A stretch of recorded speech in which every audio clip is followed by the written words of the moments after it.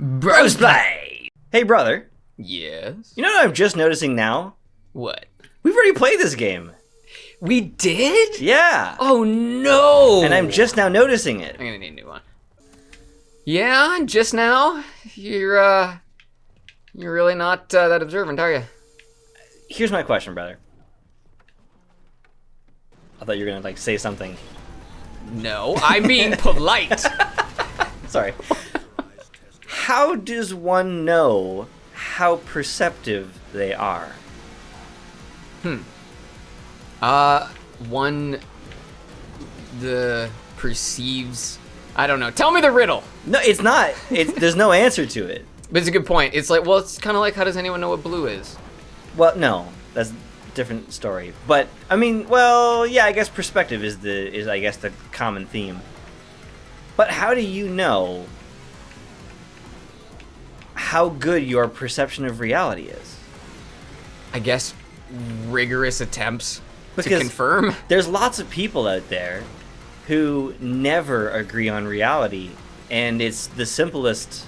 We're talking about the simplest things. Now, I'm not talking about big, complicated, controversial topics. I'm talking about really basic facts sometimes. Even just in your workplace, you probably know somebody who can't even agree on the facts. Who does the adult version of nuh-uh? Basically. Yeah. Oh my god. The problem is, people say,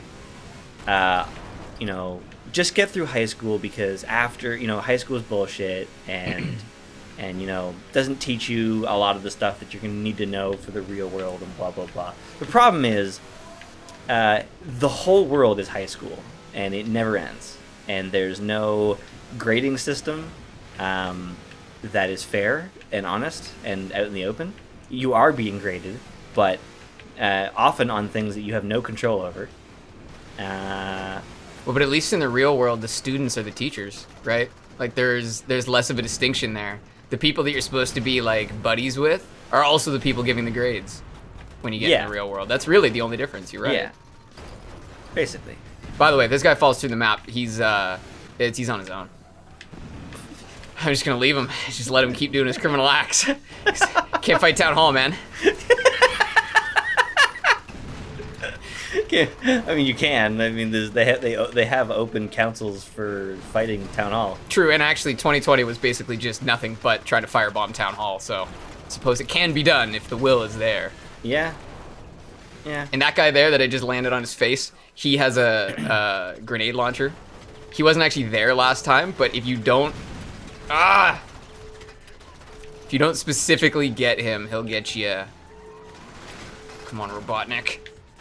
Damn it! Robotnik! I don't actually remember his name, but it's something like that. That's the bad guy from Sonic. Yeah, we actually just watched Sonic the other day. Oh. How was Jim Curry? He was good. I thought he was really funny. Jam Curry. Yes, it's jam curry. So much jam. Did he what's the opposite of condone? Condemn. Condemn. Did he condemn the violence in that film? What? Yeah. I don't even know what that means. After he recorded Kick-Ass 2, he condemned the violence in the film. What? Yeah, so he's in an overly violent film, but he went out on Twitter and condemned the violence in that film. It was a very strange kind of mixed message. He's a very funny man and a good actor, but I definitely don't almost ever follow what he's saying as a human. Well, no, he's totally free. He's probably the most free person next to Tom Cruise. I don't think there's anybody else in the world. There's not too many people in the world who are that unconcerned about the opinions of others and totally absorbed into the space that they're in at the moment. Have you seen that guy's art? No. It's really good. It's not just good because it's Jim Carrey. It's quite legit. I would. So it's not like George Bush's art that's just okay, but it was done by George Bush, so it's more impressive. I think Ringo Starr. Who was the drummer from the Beatles? Oh, that's great, Ringo. We'll put it up on the fridge. That was Ringo. Yeah. Okay. Yeah. Ringo has done MS Paint art, and it's just incredible. I wonder if he's done any of those NFTs. You know what those are? I have just heard about that. Did you hear about Beeple? Yeah, I did. $69 million NFT. $69 million. He's a good friend of the Corridor Digital crew. Oh, really? They've actually done Everydays on their show before. Oh, cool. He spent 13 years building that. Well, that thing that he made. I suppose. I don't think he. Well, I mean, he spent 13 years making the art. I don't think he spent all that time making the collage, did he? Combining it, no. But I meant, like, it was the sum total of 13 years worth of work. Yeah, it was like 5,000 art things. Yeah, which is ridiculous. insane. Yeah. But what's interesting is that even though this is the only context in which we're really talking about NFTs right now, because there are people who are buying like really silly NFTs, like literally clips. Like someone has an NFT, like Elon Musk. Do you want to just explain what that is? I was actually going to, and then I skipped it. So an NFT is a non-fungible token, and it basically, it literally what it means. It's so close to being a non-fudgeable. Yeah. Like no one's gonna fudge this token. Don't fudge my undies. Sorry. The non-fungible token means that it's a digital file that can be distinguished from all other identical digital files. So essentially, people can tell that you're the one who has the actual Beeple file and not a copy. Oh my god, that was a good shot. Oh, thanks, brother. That was incredible. That was like top level throwing capacity. There is still there. a dude down there. Nicely done. That was not. Oh man, this could be over. Depending on where that grenade goes off. Because they've got cluster grenades, which go off multiple times. I'm on fire, I'm on fire, I'm on fire. Hot, hot, hot, hot, hot. Okay. Yum. So these non-fungible tokens are being used as a way of saying, I have the original art, even though it's digital and someone else could make a new one like a forgery. Well, and it works in a similar way to Bitcoin, where everyone's computer agrees on who owns what, and you can try to forge it, but as soon as you plug into the system, it doesn't mesh with everyone else's version of the truth. Exactly. It's more or less a blockchain technology. Yeah. In fact, that's actually how they described it on Corridor. And so right now it's being used for Elon Musk has an NFT of his first ever tweet. So it's like, so okay. He owns the rights to his tweet? Not anymore, he sold it. Oh, I see. Right, but that's so what people are doing is they're creating, this is a unique image. And what's happening is people are buying them. There you go, Melissa. People are buying them because it's a store of value. If someone else is willing to pay $1,000 for it, it doesn't matter if it's not worth $1,000 to you. Well, that's the really bizarre thing about how like the direction that digital brings us is that our society. This is pretty sick. I know. By the way, what is this thing called? This is like what's the thing? What? Yes. Wow. It would have been nice if we had any visual of that. I know, that we could actually tell what was happening. Sorry, what were you asking? I've now forgotten where my. You're asking if there was a name for this. I have lost my blockchain of thought. Okay, oh my god. What's interesting that somebody pointed out is they said in the future, the deed to your house might be an NFT rather than a piece of paper that you store at your house. Right. And I thought that's an interesting point where if we can find a way to make digital files unrepeatable, that'd be huge. Think about all the cards you carry around. It's basically just a way of verifying, right? Well, in Estonia, everyone has one card, and it does everything for them. Has all of their information. Social insurance number, health information, criminal record, all of that stuff. So rather than like a driver's license or any other ID card. Yeah, instead of standing instead of getting fucked in the line of Service Ontario, you get fucked in the line of just one place. Yeah, instead of having like, I'm here for this, you're here for that. We're all here for the same card. Yeah. Well, the joke I've heard is that people don't understand why it's called Service Ontario until they met their friend who owned a farm, and they referred to putting their entire arm up the asshole of a cow as servicing the cow. So that's Service Ontario. Right. Yeah. Right. Yeah. They're not serving you. They're servicing you. Yeah. But what was it? What was the topic about though? What were we talking about this? The card, the single card that they have in Estonia. Oh, right. In Canada, at least, when somebody looks up your medical records, I don't know if they're doing. I don't know if anyone's looked at my records or my criminal record or my credit score. I think the credit score one you can find out if people have looked at it. But but I'm not fully. That's fucking awesome. It's like a spider car. Oh, as long as I don't end up down there. But in Estonia, you plug in your card into your computer in order to look up someone's medical records. It's never happened to me before. So the same card that allows you to access your information is the card that they would use on their own end to look that information up. So you know Dr. So-and-so checked out your stuff yesterday and where they, and roughly probably where they were when they did it. Right, so that it's not... Whereas normally you have no idea who's seen your information. And from what I've heard, you actually, like, your credit score actually gets worse every time someone checks it. Hard pulls, yes. So there's two types. There's a soft pull and a hard pull. The soft one would be basically them just checking for information purposes, and also for you checking your credit score like online or shit like that. The ones that knock against you are when you actually apply for credit.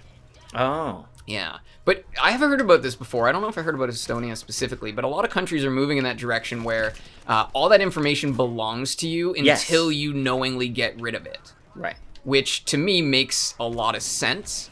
I also think there's an issue where legally they probably do own that information because you signed some sort of bullshit, terms and service. Right. But how, you can't sign a contract that says it's okay for this other person to kill me. Right. Right? So, where does that line get drawn on what you can and cannot basically sign away for information purposes? Well, and the downside to that is that, like, 10 years ago...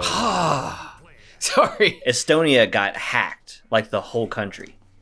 And everything was down. And that's obviously the problem when it's all one system. Yes. The other side of that is, imagine that the government of Estonia suddenly decides that they want to be authoritarian. Mm-hmm. Everything's connected to one card, right? So that's China's wet dream right there. Mm-hmm. The idea that, here, take this one card, and if we don't like you, we'll either take it back or change it or just not give you access. Right. No big deal.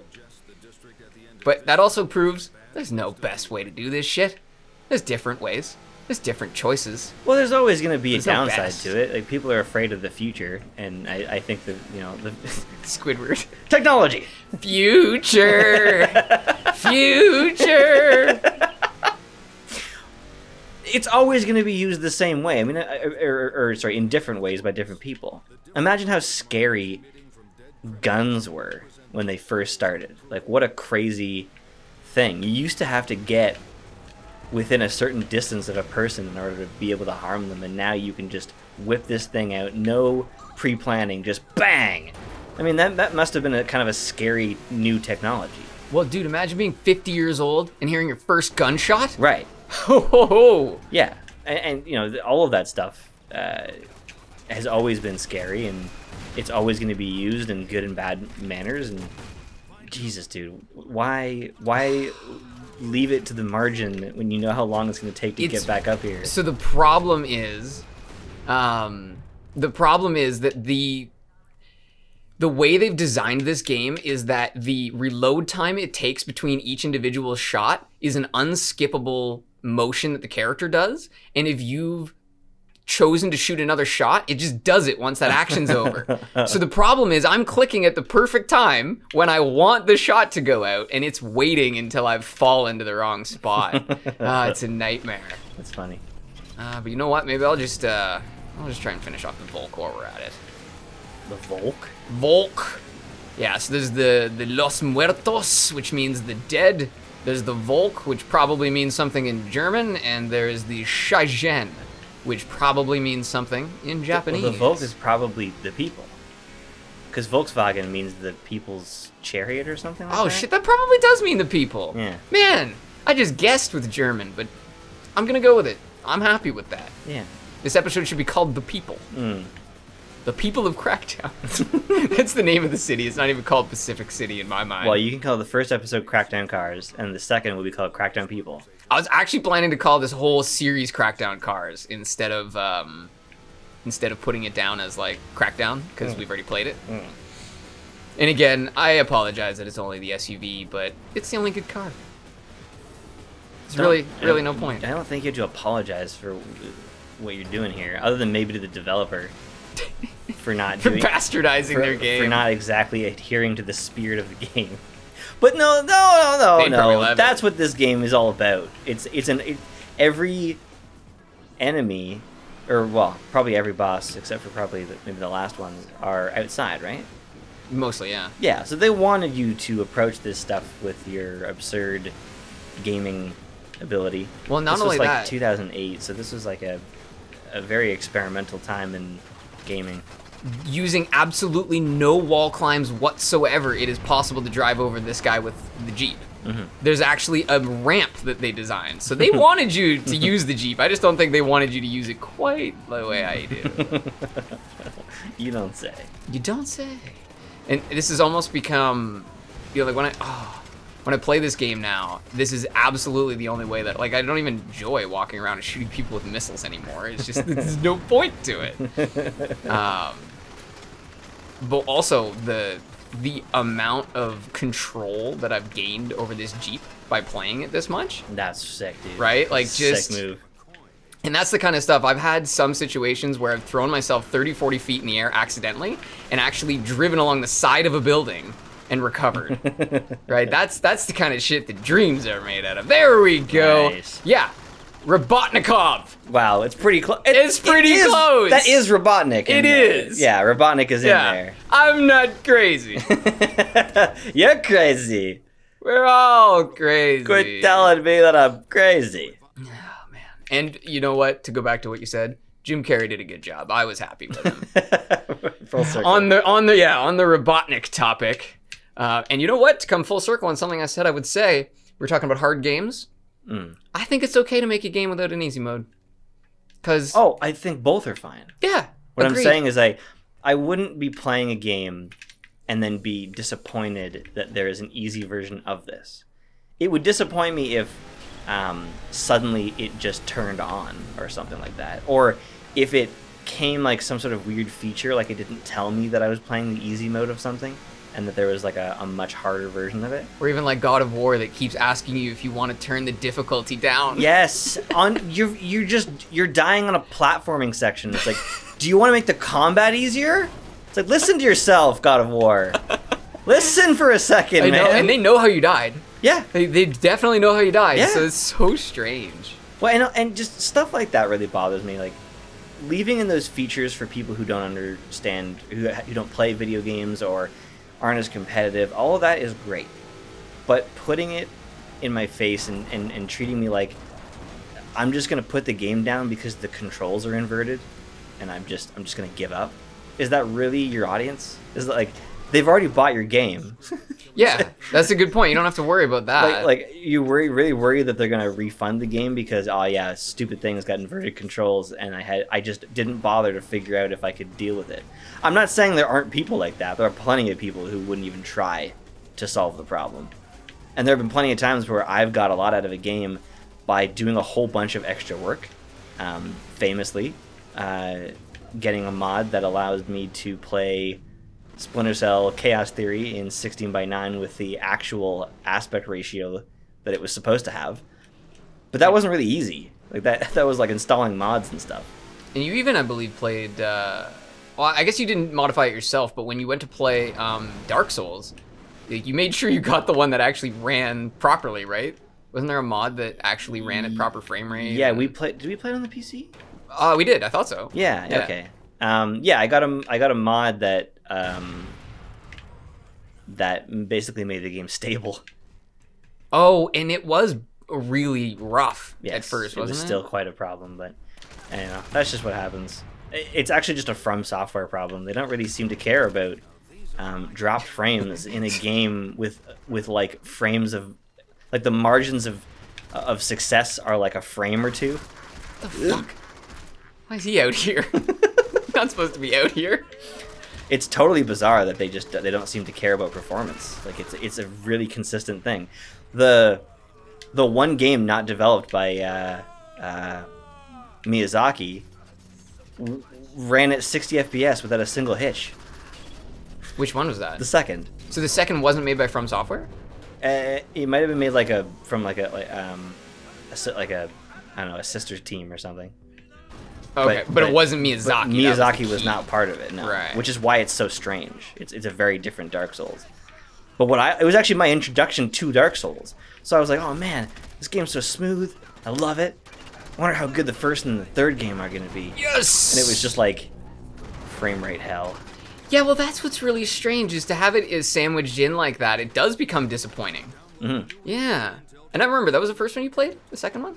Yeah, I guess I technically played the first one first, but I understood so little about Dark Souls that I just kind of like tromped through it, and it played very poorly. The frame rate was awful. And then I played the second game and went, oh, cool. This is a good series. And then went back to this first one and was like, oh, no. It's still fucked. It's a decent series at best. Although the Dark Souls 1 is definitely... Well, I haven't played Demon Souls yet. That's the only one I haven't played. But for me, Dark Souls 1 is the crowning achievement of the whole series. It's the Crackdown 1 of Dark Souls. Actually, yeah. Well, isn't that why you were so happy when that mod came out? The ability to actually play the first game the way it should be? Well, no, there was a remastered. Oh, so it wasn't a mod? No. Oh, okay. For No. some reason I thought that was an like aftermarket last thing. year, I was playing on a remastered version. Oh, okay. Which I still plan on bringing to the show, actually. We totally should. Yeah, it's a really good one. It's so... There's so few games that get enemy placement and level design so precise. I think the only other game is Desperados 3. Right, which we're going to play soon, right? Yeah, I'm hoping to. Nice. Depending on our energy level today. Okay. Or timing level. Alrighty, well, I'm hoping I can get Miss Timble here. Miss Timble? Miss Timble. Is that like Mr. Timble? Yes. Miss Timble? Yes. Again, we're going to bring up Julian Smith, because for some reason, we never left the, 2008 era of YouTube. What, were we bringing him up earlier? No, just almost every playthrough, I feel like we bring him up at least once. Well, he's a big... I think he's a big inspiration to our comedy style. Yeah, actually, we are pretty absurd, and he was very much an absurdist. Yeah, he's got that kind of he often does that arrogant thing where he's like, yeah, I do that thing. Nobody tell me I can't do that thing. I do that thing. And we do that thing all the time. Yeah, that's us. We're the we're that thing guys. Thing doers. Yeah, we're the thing doers. Yeah. That actually sounds like a kids TV show. We're the Doodle Bops and the thing doers. Yeah, it sounds like Tumblr's version of it though. Ugh. Please never mention that again. I don't inherently dislike Tumblr, but I don't inherently like it. So. I think it's funny that the Batmobile from the Nolan movies is called the Tumbler. That is kind of funny, actually. Yeah. Timble. Yeah, that's common, Timble. The other thing I've started doing is just jumping on them. Oh man, I didn't actually land on her though. And she's like, no, just like the old gypsy woman said I would die. Driven over by a Jeep on the second floor. In a skyscraper. Well, this is another one where you can travel on the roof a little bit. It's so stupid. Oh my god, the Jeep is the best part of this game, and it really is the reason that the next game is not good. Oh, that's awesome. Oh, they did not want that you was to do awesome. that at Yeah, all. they didn't think about that at all. Oh man. Well, I think overall, oh, that's right. They don't stick to the Jeep. Because I was actually trying to come up with a method where I cover the Jeep in explosives and drive it into somebody. But as soon as you move the car, oh, interesting. As soon as you move the car, you'll notice that they all fall off. Oh wow. Yeah, so it's just one of those things. Boom! And that's it. That's not all the bosses. We'll be back with some more, but that's it for now.